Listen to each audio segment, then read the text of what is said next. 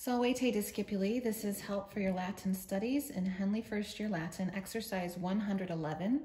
In this exercise, we are asked to translate a paragraph that's called Pray Always.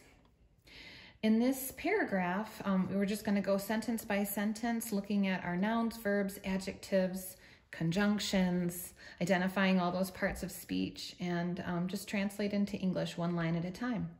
So the first line says, omnes homines boni orant, sed homines mali non orant. All right, so right away I notice said, which is a conjunction, but. So there's two independent clauses on either side of that conjunction. And I have a subject here, homines. It's a plural of the third declension, plural nominative, meaning men. And then I have a couple adjectives here, omnes meaning all and boni meaning good.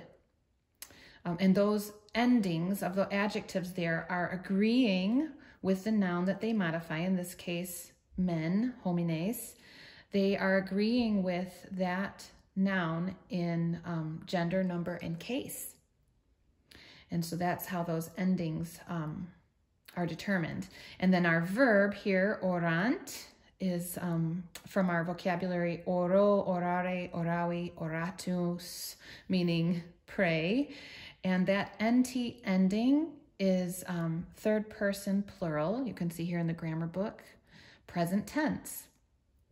So it's happening now, and it agrees again with the subject in number and person. So it's talking about plural, it's talking about men, they, right? Third person plural.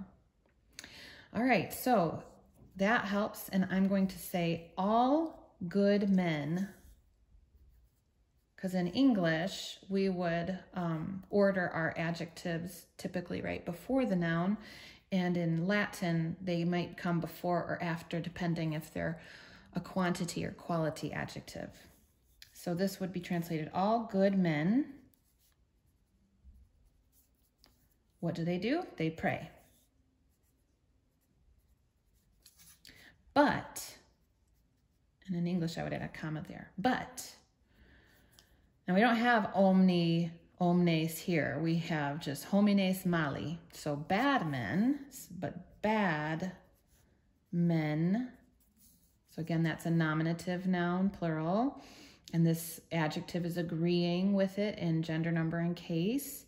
And then we have non orant. So this adverb non is simply negating the action of the verb.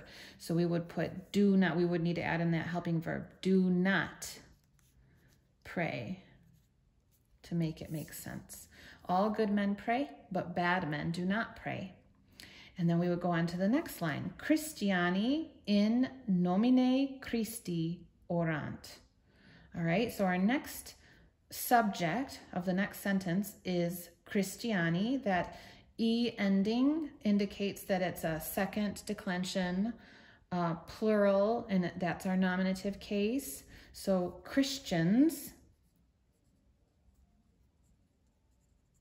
what do? Orant, that NT says they pray. We don't have to write they again when we're translating it into English, but just noting that the verb does agree with the subject in number and person. So Christians pray in, okay, and then we have nomine Christi. So these endings are a little bit interesting. We want to kind of determine what they're doing here.